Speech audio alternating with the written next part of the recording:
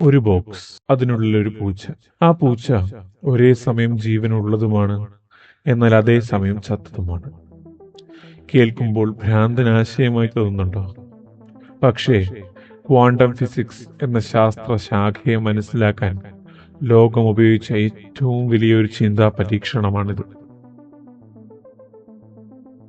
ശാസ്ത്രലോകത്തെ ഏറ്റവും പ്രശസ്തവും എന്നാൽ ആളുകളെ ഏറ്റവും കുഴപ്പിച്ചതുമായ ഷ്രോഡിംഗേഴ്സ് കാറ്റ് എന്ന ആശയത്തെക്കുറിച്ചാണ്.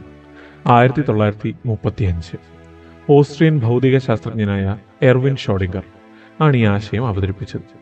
ഇതൊരു യഥാർത്ഥ പരീക്ഷണമായിരുന്നില്ല. ഒരു പൂച്ചയും ഇതിനായി ഉപദ്രവിച്ചിട്ടുമില്ല. ഇതൊരു തോട്ട് എക്സ്പെരിമെന്റ് ആണ്, അതായത് മനസ്സിൽ മാത്രം സങ്കല്പിച്ചു ചെയ്ത ഒരു ചിന്താ പരീക്ഷണം. ഇനി പരീക്ഷണം എന്താണെന്ന് നോക്കാം. ഒരു അടച്ച പെട്ടി മനസ്സിൽ സങ്കല്പിക്കുക. അതിനുള്ളിൽ 4 കാര്യങ്ങളുണ്ട്. ഒരു പൂച്ച, ചെറിയ അളവിൽ റേഡിയോ ആക്റ്റീവായ ഒരു പദാർത്ഥം, അതായത് റേഡിയോ ആക്റ്റീവ് സബ്സ്റ്റൻസ്. മൂന്നാമത്, ആ പദാർത്ഥത്തിൽ നിന്ന് വികിരണം അഥവാ റേഡിയേഷൻ ഉണ്ടായാൽ അത് തിരിച്ചറിയുന്ന ഒരു ഗൈഗർ കൗണ്ടർ അതിലുണ്ട്. നാലാമതായി, ഒരു വിഷവാതകം അടങ്ങിയ ഒരു ഗ്ലാസ് കുപ്പിയും. റേഡിയോ ആക്റ്റീവ് പദാർത്ഥം വിഘടിച്ചാൽ, അതായത് ഡീകെ, അത് ഗിഗർ കൗണ്ടർ തിരിച്ചറിയുകയും ഒരു ചുറ്റിക ഉപയോഗിച്ച് വിഷക്കുപ്പി പൊട്ടിക്കുകയും ചെയ്യും. അപ്പോൾ പൂച്ച ചാകും. ഇനി അത് വിഘടിച്ചില്ലെങ്കിൽ കുപ്പി പൊട്ടില്ല, പൂച്ച ജീവനോടെ ഇരിക്കും. ഇവിടെയാണ് കാര്യങ്ങളുടെ കിടപ്പ്. ഈ റേഡിയോ ആക്റ്റീവ് പദാർത്ഥം 1 മണിക്കൂറിനുള്ളിൽ വിഘടിക്കുകയോ ഇല്ലയോ എന്നതിന് 50% സാധ്യതയേ ഉള്ളൂ. ക്വാണ്ടം ഫിസിക്സിലെ ഒരു പ്രധാന തത്വമാണ് സൂപ്പർ പൊസിഷൻ.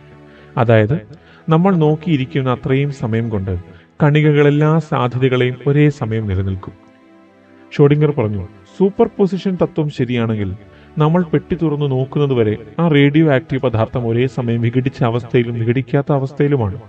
അതിന്റെ അർത്ഥം പെട്ടി തുറന്നു നോക്കുന്നത് വരെ ആ പൂച്ച ഒരേ സമയം ജീവൻ ഉള്ളതുമാണ്, അതേസമയം ചത്തതുമാണ്. നമ്മൾ പെട്ടി തുറന്ന് നിരീക്ഷിക്കുമ്പോൾ മാത്രമാണ് ആ സൂപ്പർ പൊസിഷൻ ഇല്ലാതായി പൂച്ച ജീവനുള്ളതോ ചത്തതോ ആയ ഏതെങ്കിലും ഒരു അവസ്ഥയിലേക്ക് എത്തുന്നത്. രസകരമായ കാര്യം എന്താണെന്ന് വെച്ചാൽ, സൂപ്പർ പൊസിഷൻ എന്ന ക്വാണ്ടം ആശയത്തെ പിന്തുണയ്ക്കാനല്ല, മറിച്ച് അതിലെ യുക്തിയില്ലായ്മയെ പരിഹസിക്കാനും ചോദ്യം ചെയ്യുവാനായാണ് ഷ്രോഡിംഗർ ഈ ഉദാഹരണം കൊണ്ടുവന്നത്. മൈക്രോസ്കോപ്പിക് തലത്തിലുള്ള, അതായത് ആറ്റങ്ങളുടെ ലോകത്തിലുള്ള നിയമങ്ങൾ നമ്മിൽ കാണിക്കുന്ന മാക്രോസ്കോപ്പിക് ലോകത്തേക്ക്, അതായത് പൂച്ചകളെ പോലുള്ള വലിയ വസ്തുവുള്ള ലോകത്തേക്ക് കൊണ്ടുവന്നാൽ എത്ര വിഡ്ഢിത്തരമായിരിക്കുമെന്ന് കാണിക്കുവാനായിരുന്നു അദ്ദേഹത്തിന്റെ ലക്ഷ്യം. ഈ പരീക്ഷണത്തിനോട് ഐൻസ്റ്റീൻ വളരെയധികം പിന്തുണച്ചിരുന്നു.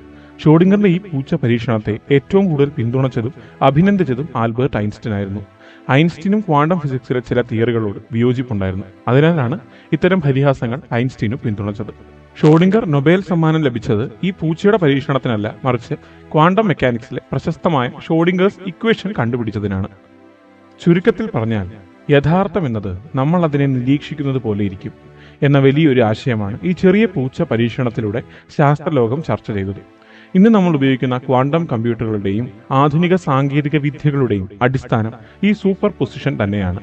അപ്പോൾ ഷ്രോഡിംഗറുടെ പൂച്ചയെക്കുറിച്ചുള്ള ഈ വിശദീകരണം നിങ്ങൾക്ക് ഇഷ്ടമായെന്ന് കരുതുന്നു. വീഡിയോ ഇഷ്ടപ്പെട്ടെങ്കിൽ ലൈക്ക് ചെയ്യാനും ഷെയർ ചെയ്യാനും ചാനൽ സബ്സ്ക്രൈബ് ചെയ്യാനും മറക്കരുത്. അടുത്ത വീഡിയോ കാണുന്നതുവരെ ബൈ.